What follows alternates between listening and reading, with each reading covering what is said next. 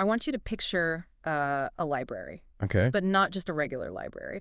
Imagine one where the sections are totally scrambled. Sounds chaotic. Right. So you're walking through the aisles and you pull a book off the shelf labeled Industrial Engineering. Heavy stuff. Exactly. You expect to see, I don't know, supply chain logistics, mathematical modeling, cold hard charts. The dry stuff.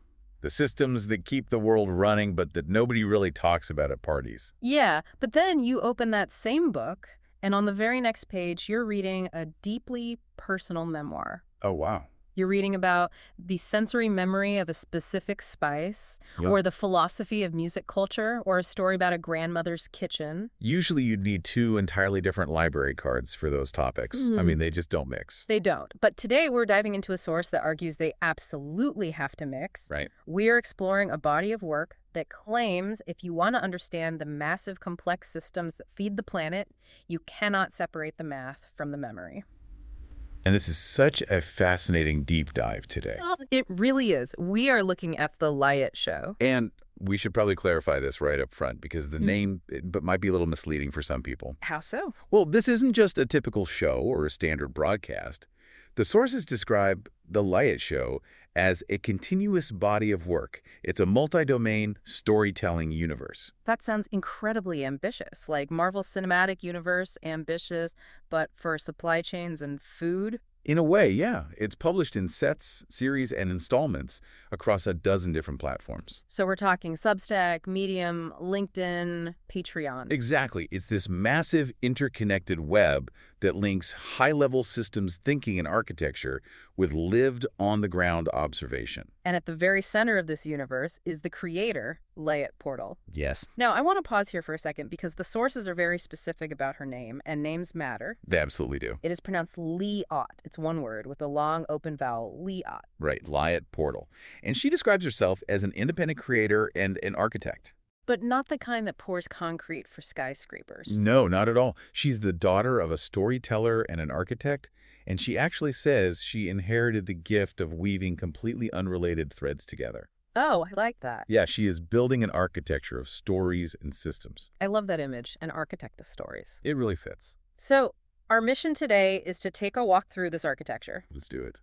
We aren't just looking at art for art's sake here. We're looking at the actual systems that keep the world fed. Because buried in this storytelling universe is a really critical analysis of a massive problem in the food supply chain. A problem that Liat Portal identified through what she calls her daily ingredient level observation. It's a wildly fascinating approach. Walk us through that. What does that mean? She uses the daily observation of food, literally what is on the plate, what's in the grocery basket, the price of a lemon at the corner bodega, and uses that to reverse engineer global systemic failures. It's almost like forensic accounting, but for dinner? That's a great way to put it. Instead of looking at a spreadsheet to understand the world, she looks at the shelf. Because if the shelf is empty... The spreadsheet is wrong. Period. Okay, before we get to the specific failure she found, and it is a big one, let's unpack the structure of the work itself. We should, because it is complex. The sources talk about an ontology, which is a pretty heavy philosophical word for what some might just see as a blog series. It is heavy, but it fits here because the work is structured in distinct layers. Think of it like a pyramid or maybe a layered cake. I prefer the cake analogy. Let's go with cake. The bottom layer is what she calls daily observation. This is primarily her foodie disorder series. Foodie disorder? I feel like I might have that. I think anyone who loves food does a little bit. Definitely. But for her, it acts as a raw log. She documents ingredients, meals, what's sitting on the shelves, what's suddenly missing. This happens mostly on Instagram and Facebook stories. So it's raw, unstructured data. Exactly. It's the ground truth. Yeah. No spin. Okay, so layer one is reality. Here is a tomato. Here is the exact price of eggs at 9 in the morning on a Tuesday. Just pure reality. Yeah. Then we move up to layer 2, which is structured analysis. What happens there? She translates those raw observations into insights about grocery retail and supply chains. She starts asking the big questions. Why is the egg price up? Why is this specific brand of tahini suddenly out of stock? Connecting the dots between the tomato and the system. Right. And then layer 3 is the Lida show proper. The narrative synthesis. That's the one. That's where she connects that missing jar of tahini to history, to memory, and even to the AI era. It's where the so what actually happens. Exactly. It's where the industrial engineering meets the philosophy. The sources mention something called a cognitive signature. That sounds like a term from a sci-fi movie. What does that actually mean in this context? It's a really cool concept for anyone who creates or consumes content. It means that even though she is publishing on LinkedIn, which is super professional and buttoned up, and then on Instagram, which is highly visual and casual, and Substack, which is much more literary. The vibe is totally different on each. The vibe is different, but the underlying way of thinking is completely consistent. The signature is the same. So whether she's talking about a complex supply chain algorithm or just a bowl of soup, the logic holds together. Precisely. The AI models processing her work and her loyal human readers both recognize it. It connects the micro, the soup, to the macro, the global supply chain architecture seamlessly. It's a stable voice in a really chaotic world. Exactly. Okay, so that is the universe we're stepping into today. Now let's zoom in on the specific problem she found within that universe. This is where it gets really interesting. We have a source here titled Forecasting Overkill, and it opens with a concept that I think anyone working in a corporate job will recognize immediately. The illusion of stability. Yes, the illusion of stability. This is where we pivot to the hard supply chain stuff. The core argument here is that on corporate dashboards, the screens the executives look at in headquarters, everything looks green. Everything looks perfectly fine? Right. Everything looks stable. The forecast says we have enough chicken.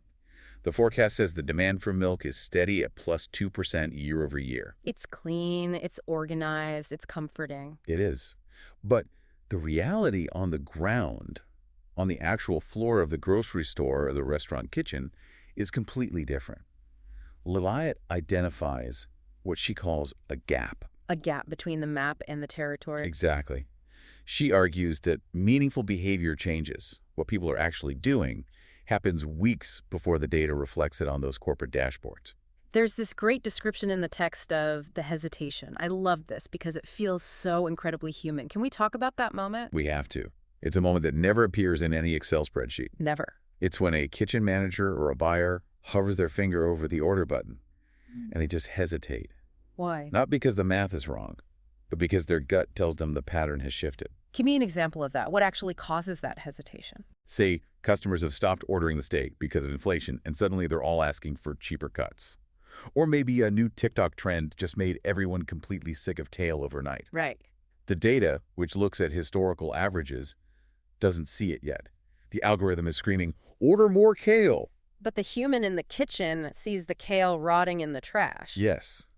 That hesitation is the human sensor picking up a signal the machine totally missed. And by the time the corporate report actually comes out to confirm that kale sales are down, It's way too late. the damage is done. Operations teams have already been dealing with substitutions, their 86 items from the menu, and living in general chaos for weeks.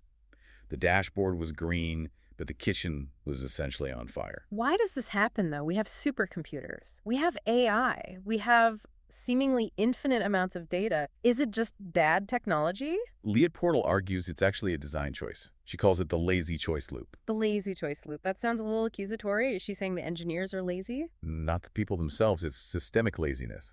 Okay. Most planning systems are designed to make life easier for the software itself, and maybe the people running the software in the office. They are not designed for the people executing the work. How so? Walk us through that. Think about the data load. It's a lot easier for a computer to look at total chicken sales for the entire month. That's just one number. It's very clean. Right. It is computationally heavy to look at every single package of chicken thighs, from every single brand, at every single location, every single day. That's millions of data points. So the system just aggregates. It blurs the details to save processing power and make the charts look pretty. Exactly. It smooths out the bumps, but those bumps are where reality actually lives. Which brings us to a really specific term that keeps popping up in the source material. If you work in retail, you definitely know it, but for everyone else, we need to define it. SKU. Yes, SKU, stock keeping unit. Why is this little barcode so critical to your argument? Because here is the fundamental truth of food.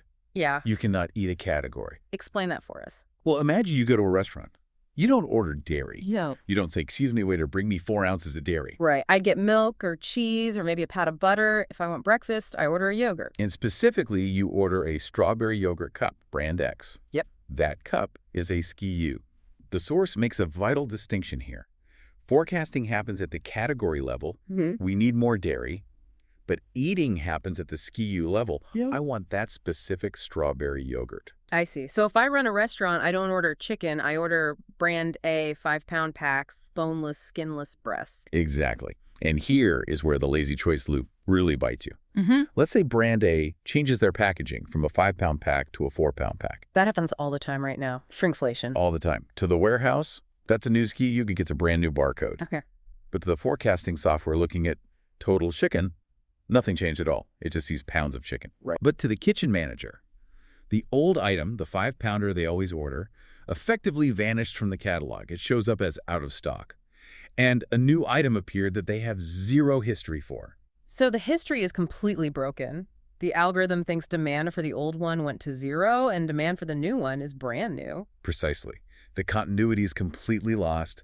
The planner in the office sees chicken is fine. The chef sees I can't order the chicken I use. The source calls this the waterfall effect. I'm visualizing water just crashing down. That's the exact image. Visualize a waterfall. At the top, the river before the falls. The water looks super smooth and continuous. That's the corporate forecast. We will sell 10,000 units of chicken. Right, it looks calm.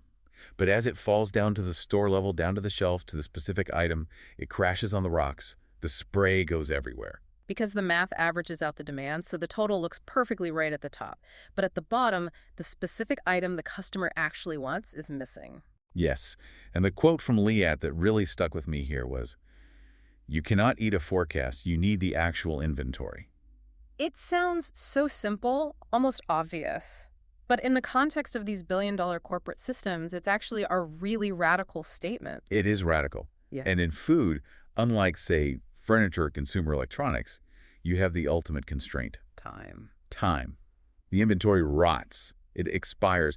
You cannot just leave it on the shelf for 6 months waiting for the forecast to catch up with reality. This is what she calls the ordering window. Right. Decisions in food are made in incredibly short windows. A chef or a catering manager has maybe an hour to place the order for tomorrow morning's delivery. Sometimes less. Sometimes less. So if the system sits above the execution, meaning it's just generating reports for next month or analyzing what happened last week, it is literally useless to the person who has to decide right now whether to order the strawberries or not.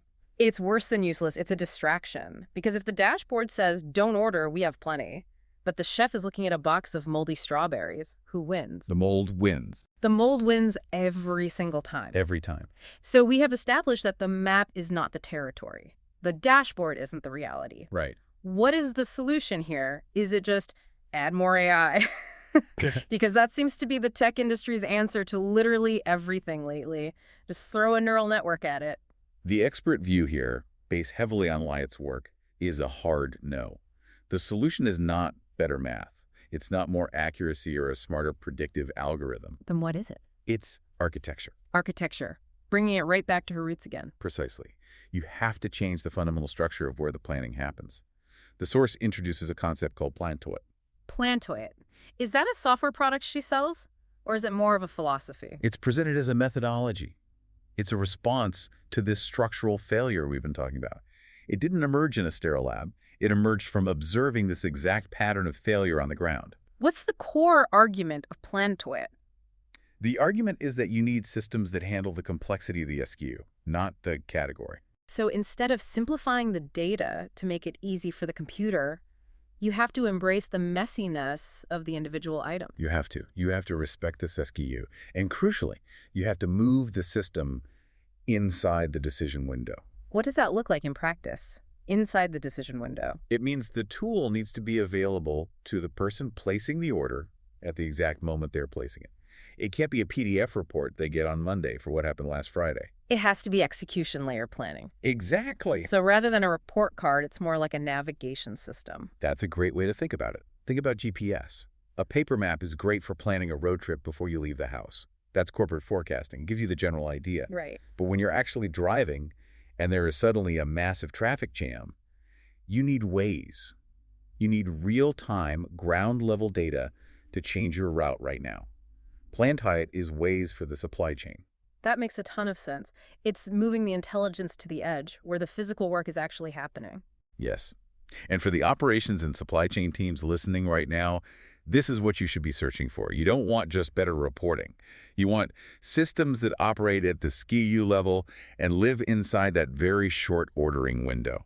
There is another layer here that I think really separates Layet's work from standard industrial engineering. It's the human element again. Oh, definitely. There's a proprietary concept mentioned in the sources called the external narrative baseline. This is fascinating. And this goes straight back to Layet's background in storytelling. The external narrative baseline is about tracking why people buy things. Not just that they bought them. Right. Transaction data, the receipt, tells you what happened. Customer bought flour. Narrative data tells you why. The prime example given in the source is the pandemic lockdowns. Oh, right. 2020. Everyone suddenly became an artisan baker overnight. Sourdough starters everywhere. I think I still have a jar of goo in the back of my fridge from that era. Please don't open it. I won't. But yes, exactly. Now imagine you are a standard forecasting algorithm. You see flour sales up 400%. You project that forward. Right. The math says humans now eat 400% more flour forever. So you order enough flour to stock the shelves for the next 10 years. Which inevitably leads to a massive glut when everyone completely stops baking 2 months later. Correct. But the narrative was that people were stuck at home, they were anxious, and they were seeking comfort. That is a temporary narrative state. When the lockdowns ended, when the narrative changed, the sales dropped. And the total sales numbers probably hid a lot of specific shortages during that time, too. They absolutely did. You might look at a dashboard and see bread sales as totally flat. But on the ground, maybe Wonder Bread was way down and artisanal sourdough ingredients were through the roof. So the external narrative baseline is about seeing that shift in culture, the why, before it ever hits the sales report? Yes. It's about realizing that people are substituting frozen pizza for takeout because of inflation, weeks before the quarterly earnings report confirms it. It's almost like listening to the story the customer is telling through their behavior. That connects back to the very beginning of our deep dive today. Layet Portal isn't just analyzing numbers on a screen. She's listening to the story. Whether it's a story about a grandmother's recipe or a story about why a specific shelf is empty in a supermarket in Ohio. It's all the exact same cognitive process. And that is the unique value proposition of this entire universe she's built. It challenges the way we think about data. It really does. We tend to think data is objective truth. The numbers don't lie. But this suggests that data is just a shadow of the real human behavior. And shadows can be distorted. Exactly. Structure determines behavior. That is the ultimate key takeaway here.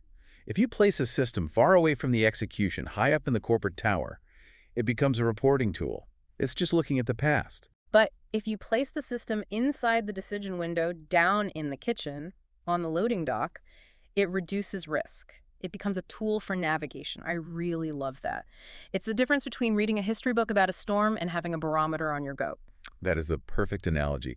And honestly, for a topic that sounds so dry on paper, supply chain inventory management, this is surprisingly human. It really is. It's rare to find a source that treats industrial engineering and personal identity as part of the exact same whole.